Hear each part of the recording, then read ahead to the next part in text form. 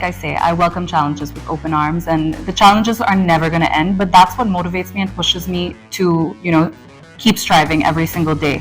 I was an overweight child. So, a lot of that, I just think people should realize if you don't have anything nice to say, don't say nothing at all. Apart from that, what does Krishna Shroff really do to pick herself up from that mood?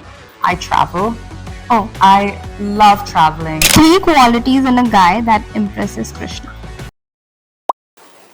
Hi, this is Pallavi, and I am the founder and CEO of Diaries. And today I am in conversation with someone who's breaking stereotypes and how. She's bringing awareness about MMA in India. And she's the first runner-up of Khatron Ke Khiladi. And now she is embracing entrepreneurship. And today I'm here to have the conversation with her regarding to that. So welcome on board, Krishna Shroff. Thank you so much. I'm so happy to have you, Krishna. Just look at you. The way you've shaped your journey, it's incredible. It's nothing conventional, and it just inspires a lot of girls, not just girls, even the guys out there, to do something, go out of their way, and do something different in their lives. Thank you so much. That's really kind of you. I think from the very beginning, I've sort of always been the black sheep, steered away from the norms of, who everyone expected me to be or what they expected me to do. Yeah. And I just love it that way. I feel like life's more fun. Yeah, I totally relate to that. But don't you feel it's a bit risky? Because I know anything that you do will be under the spotlight because you belong to a film family. But I also feel that you are choosing a very unconventional line. For that line, you are an outsider, a complete new person. Absolutely. And there is no sort of an influence or, that kind of backing over there. So people don't understand that. So you are under scrutiny from that end and you're under the struggle from this end. How do you manage that? How did you manage that? I always say I welcome challenges with open arms. I love the fact that, I'm a woman kind of pioneering this in a very male-dominated industry. Absolutely. And, touch wood, it's been going really well. In such a short amount of time, Matrix Fight Night, my promotion, and of course MMA Matrix, my gym.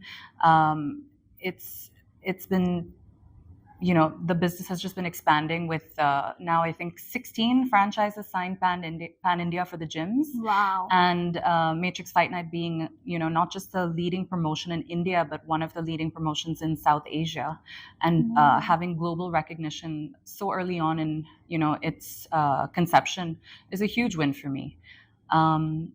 But yeah, like I say, I welcome challenges with open arms, and the challenges are never going to end, but that's what motivates me and pushes me to, keep striving every single day.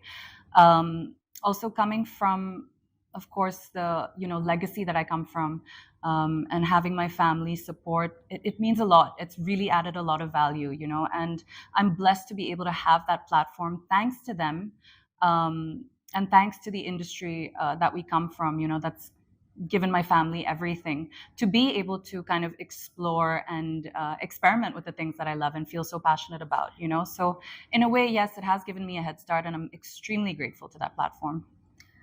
Love it. The way you are shaping your journey is amazing. Of course, the family plays a very important role, but as you mentioned that you have entered a very male-dominated industry. And I do understand, like being a entrepreneur myself, I do understand it is quite challenging.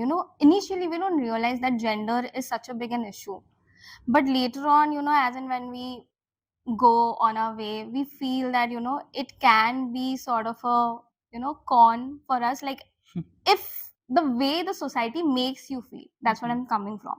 So did you also have that kind of challenges, like, because this is actually very male dominated, even the MMA scenes are not that very familiar to the women in general. Yeah, true. So on top of the whole woman angle, I'm also the youngest person, to have ever owned, I think, her own promotion in such a massive industry. The whole sports industry, it's huge. Yeah. And MMA is quickly becoming, one of the fastest growing sports in the world today. So yes, there were definitely challenges, but I think when your intent comes from a pure place, you're going to see longevity in that. And I'm blessed to have a solid core group of people around me. My team is the absolute best. It's just a handful of us, but all of us share that same vision and that same passion. And they've really been, a huge driving force behind this for me. So, with that support, I mean, all of these other challenges that you mentioned, although they are little bumps along the way, they're not going to define, the path. And I'm just blessed to be surrounded by these people and this amazing team to have helped me get my vision, recognized on such a massive platform now. Amazing. So as an entrepreneur, like, of course, things are difficult, but how has your life changed? Because I feel sometimes I'm completely occupied by work and I don't have a social life. I don't get enough time for myself. So what have been your life? That's so funny that you said that, because, from a very young age, I've always been like, I definitely want to be my own boss. Whatever it is, like, I need to do my own thing so that I can be my own boss, work on my own time and all those things. But you don't realize when you choose entrepreneurship, and starting your own business or doing any startup, it takes everything, it takes over your life, because at the end of the day, I mean, it's your baby and you want to give it your all, So I'm not working on work hours. I'm not working a 9 to 5. My phone's constantly buzzing, constantly ringing, and that's just how it is and how it's going to be. But I love it that way. I love staying busy. I love being just as productive as possible and ideating for, at the end of the day, my brand. So yeah, it's funny that you actually said that, because I thought it would be the opposite, kind of taking this direction. But it's really not. But at the end of the day, it's all a blessing, I have to say. I totally relate to that, because it's fun. At the end of the day, it's your baby. You're taking care of it. So yeah, it's fun. And everything that I do, it goes so hand in hand with what my passion is, which is fitness, of course, So as long as I do have that hour and a half in my day to get my workout in, not just, for the physical aspect of it, but just the whole mental aspect too. Training is really my therapy, and I need that. I need that time for myself to prioritize me and my well-being, to be able to give, my all to my businesses. Yeah. But you are also doing this alongside with your brother and your mother. So, sometimes even I am doing the business with my sister. So there are some, It's the best. Huh? Yeah, it's the best. It's the best thing. So, but there are also times, when there are professional disagreements. Oh yeah, 100%. Yeah. So how do you, tackle those situations? Because I'm pretty sure nowadays, there are so many couples who are starting together, or there are so many siblings who are starting things together. I mean, I want you to give just one advice to them, like how to not get your personal and your professional lives intertwined. It takes time, for sure. My mom and I were very different human beings, very different people. Yeah. My brother actually is a lot more similar to her than I am. But I think that balance is so important. And, although it was challenging initially to kind of understand, I think we've really found that balance, and we call ourselves, good cop and bad cop. And I'm happy to play bad cop. I have no problem with that. But I think it's a beautiful balance, and it does take time to find that balance. But once you do, I think, healthy debate is always just going to add to the growth of your company or your brand. And I think it's a necessity. Yeah. So, there's this funny thing. When I started, of course, I also started with my own passion, but eventually when I entered the scenes of business, I didn't understand finance. I was very bad with numbers, money, and everything. I still am. You still are? Yeah, so I was coming to that point. So, like, these are the things you have to learn. Yeah, absolutely. How has your learning journey been? Like, of course, fitness is something that you're very, known to it. That's your passion. That's your baby. Yes. But apart from that, there's a lot more to, the life of a businesswoman. And there's so many other things, like, managing the team, being a team player. For sure, yeah. So what all things have you learned in this journey? See, that's where I think working with your family is super beneficial, right? Because my mom or my brother, they have their strengths, and that may, might be one of my weaknesses. So that's when they really step up and take over that aspect of the business, and vice versa, Okay. So like I said, it's all about balance and finding that correct balance. But at the end of the day, it's all a learning process. You're learning every single day, in starting your own business and this entire journey. And like I said, the learning's never going to end. So, I mean, I've always believed in, like, practical learning is a lot better than anything theoretical. Absolutely. So learning along the way and making those mistakes is part of the process. Yeah. But like I said, we've managed to find that balance amongst us, and it's worked out perfectly. Amazing. I totally understand that part Mhm. also. But I want to know, Krishna, like when you started out, there must have been many setbacks, of course, the struggles. But what has been that one particular incident or one particular episode in your life that sort of brought a lot of clarity in your life, but at the same time, it was really very heartbreaking at that point of time? Ooh, that's a good question. I'd probably say, me directly, not so much, because I've always had my guard up. I don't trust people very easily. Oh, nice. But here's when my mom comes in and she plays good cop, and my mom's, I think she's let certain people into, this world of ours that didn't necessarily have the best intentions. And unfortunately, it took some time to figure that out. And it was quite damaging, but at the same time, I think it was necessary for that to happen, because now it's taught her so much, and it's taught me so much as well, and I think it's just made us stronger as a team, because now we've really taken things into our own hands. And my mom and I mean, we call ourselves the dream team. I don't know if we can say that about ourselves, but we do. We've really taken everything into our own hands, and we oversee every single thing down to the tiniest detail of things.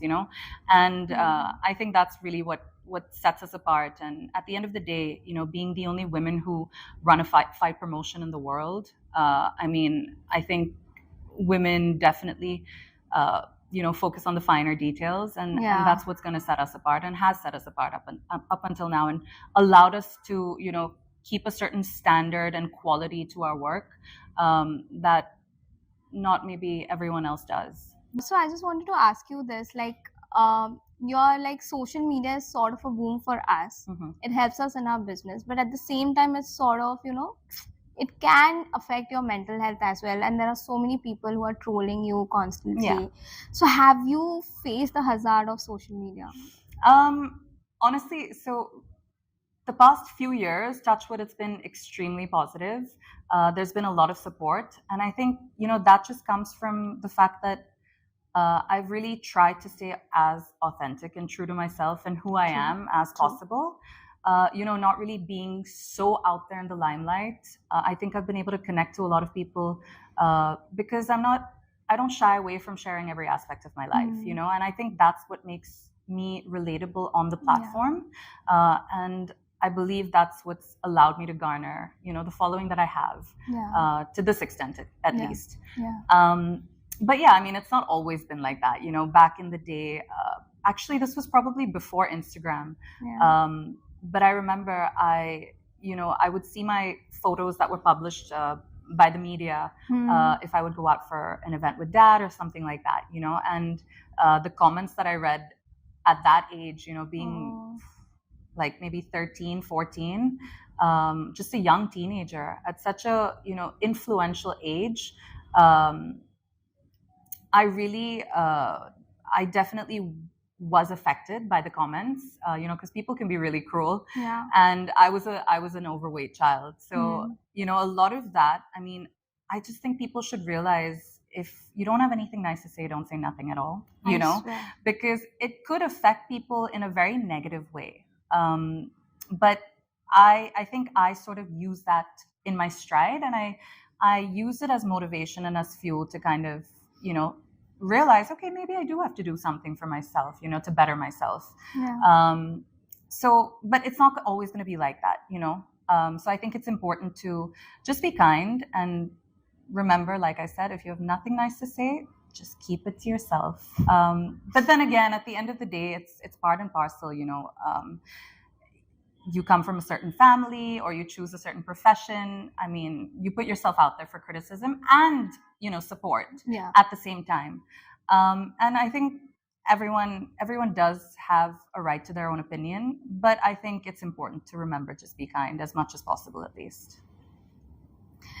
I mean, I'm taking that away from you. Like, of course, looking at the negative comments or the trollers and not getting affected by it. I mean, this advice helps, look at it in a very positive way, and maybe if you can do something about it, then there's do a it. silver lining in everything, and I mean, not everyone's going to take it the same way. That's all I'm trying to say, So whereas I could have been stronger about it, not everyone would react that way, and it could be very damaging, especially to a young teenager at that age. Absolutely. Where all these outside noises and voices and opinions, they matter so much. So just be as kind as possible is sort of the message that you have a very calm demeanor to yourself. No, for real. Really? Yeah, I feel that you're very but you're very sorted in your head about a lot of things. I mean, I don't relate to this part of yours because I am always overthinking and I have an interloop of thoughts. Listen, me too, girl. Like, trust me, fake it till you make it. Yeah, but of course, talking about the calm demeanor, I want to understand physical health is very important for a good mental health. But there are days when you feel very low, very depressed. And nowadays, the teenagers are very anxious. And fitness plays a very important role in that. Oh, for sure. Yeah. But what do you do? Of course, working out is something that really helps. But apart from that, what does Krishna Shroff really do to pick herself up from that mood? Okay, I mean, not everyone's going to have the luxury to just get up and do this, but I travel. Oh, I love traveling, and it doesn't have to be like book a ticket to Europe or whatever. I mean, there's so many gorgeous places, within our own country itself. We have the beaches, we have the mountains, we have it all. Oh. So for me specifically, what works is really just some time away, and just travel to an isolated, secluded place, whether that be in a beautiful, on a beautiful mountain or at a beautiful beach. I love to travel. I think for me, when I start getting, overthinking, feeling a little anxious and overwhelmed, I like to take myself out of that environment very quickly, and I think the best way to do that is to get far away from that as possible. And I just believe travel, no matter how near or far, it changes your perspective on a lot of things, know.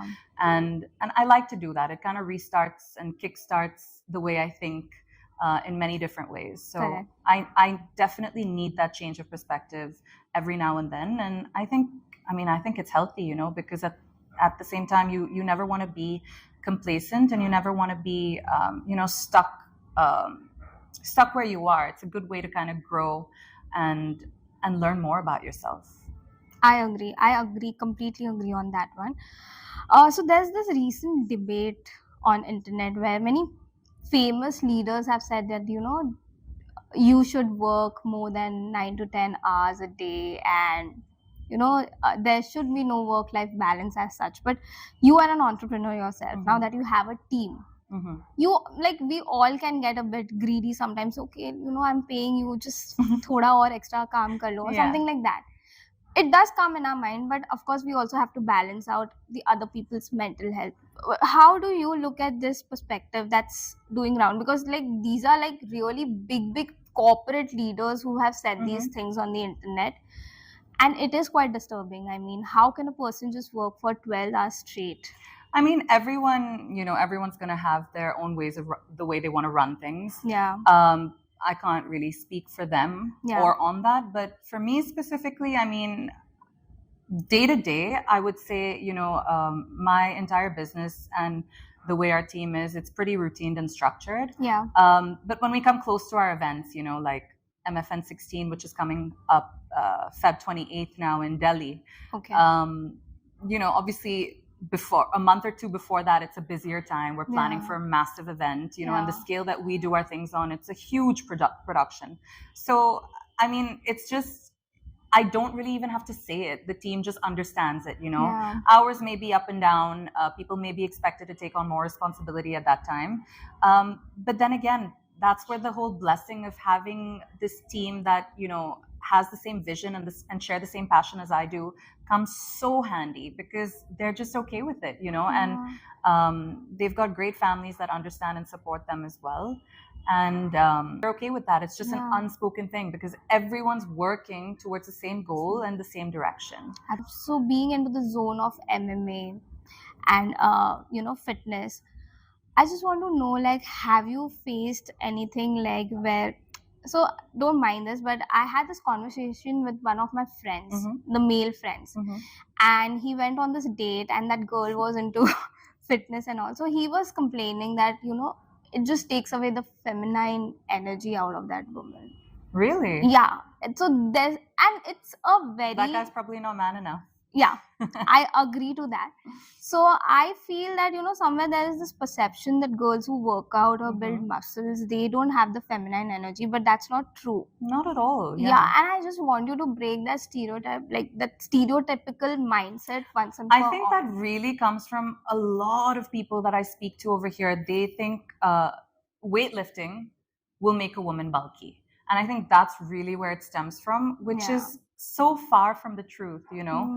At the end of the day, I mean, muscle takes up less space in your body than fat does, you know. Yeah. So the more weights you lift, the more you're able to aesthetically shape and tone your body the way you want, and look leaner and look tighter, you know. Okay. It just all comes down to your nutrition. So Yeah. as long as you're in a calorie deficit, you're going to see those results, you know. But I mean, if you're eating in a surplus and not very healthy, then it's obviously, you know, maybe going to have repercussions. But that's such a myth, you know. And I just wish more women understood that, because muscle is honestly the key to longevity. It's the most important thing for you. And it's just going to be so beneficial to everyone later on in their lives, you know. So it's best to start now, actually. Oh wow, amazing.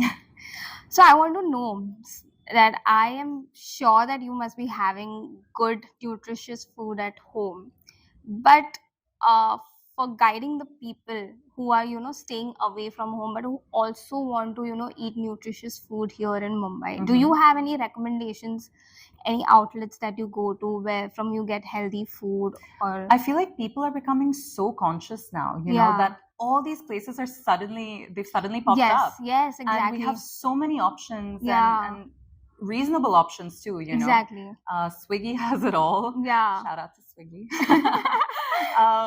But I think if you're asking me specifically, I mean, I love Bougie Cafe. Yeah. They have the best sandwiches. Yes. And it's my go-to. Like if, Yeah. you know, if I'm on the go, I don't have time, I want something quick, I can always rely on Bougie. Yeah. So, I mean, yeah, but I mean, they're not the only ones, you know. Like I said, people are becoming so much more conscious these days. I think the whole fitness, wellness, nutrition industry, it's booming, you know. And I think it's definitely the future. Yeah, true that, absolutely. And Bougie Cafe, I also love. Yeah. So now we'll just play a quick rapid fire. Okay. Just something related to your thing only. Cool. Yeah. So what is your go-to healthy snack? I'm not much of a snacker, honestly. So for me, sorry, this isn't so rapid, but it's okay. For me, I like to eat my 3 meals a day, and I try not to snack. Okay. But okay, if I do, it's either I'm obsessed with kiwi. Okay. So I'll have a kiwi and maybe a piece of dark chocolate. Oh, yum. It's a good pick-me-up. Yeah.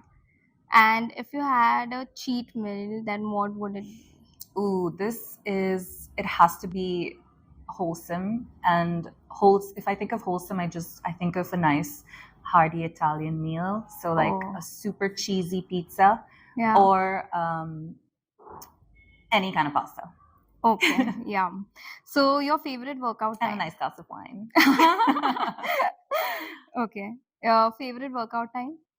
Oh, definitely the morning. Yeah. So for me, I have to get up, get my breakfast in, and go straight to the gym. Okay. Otherwise, I'm probably not going to make it. So Oh. I'm big on getting it out of the way first thing in the morning, and I think it sets a really positive tone to my day. And I just feel like I feel a lot more productive. If you have to name two Bollywood actresses who could be, into the zone of MMA fighter or in that zone, if not acting, then who would it be? Like professionally? Yeah. I don't know about professionally because it's Okay, maybe they can be potentially be there. I mean, Disha's really good at action. Huh. She's obviously been practicing as well, a lot for the past few years. I think she has beautiful looking kicks, Oh, and her amazing, technique and yeah. form is some of the best I've seen. So I definitely Yeah. say Disha. And I think Katrina's been really yes, great too yes, in yes, action. yes. And I mean, she definitely looks the part too. She's super fit. Yeah. 3 qualities in a guy that impresses Krishna. Ambition, number one. I like a confident guy. So Okay. that comes with, like security and everything as well. A very secure, confident man. And number 3 would be I need him to have the same values as me. And, for me, I think family is very important. So he's got to be a family man. These 3. Amazing. Yeah. Amazing. And on the last note, I wanted to give just one advice to all the budding entrepreneurs. That one piece of advice that you want to give them who are starting out and who wants to do something. Honestly, I say this for anyone starting their fitness journey as well. I think it's so important to just not compare yourself or your journey to anyone else's. Everyone's path is going to look different. There's going to be ups and downs. It's a game of trial and error. Don't be afraid to make mistakes. Take those risks and make those mistakes. Learn from them. But just understand, everyone's putting their best selves out there. So never look at that and think you're lacking or, falling behind. Don't compare yourself to that. You're, an individual for a reason. There's only one of you in this entire crazy universe. So embrace that uniqueness and be proud of it. I mean, now I'm not scared to make mistakes anymore. But I had amazing conversation with you, Krishna, and thank you for always meeting us and inspiring us and giving us some life lessons that we take home. And it was an absolute pleasure. Thank you so much. It was. This is me, Pallavi, signing off on Pop Diaries. Do not forget to like, share, and subscribe to our channel. Bye.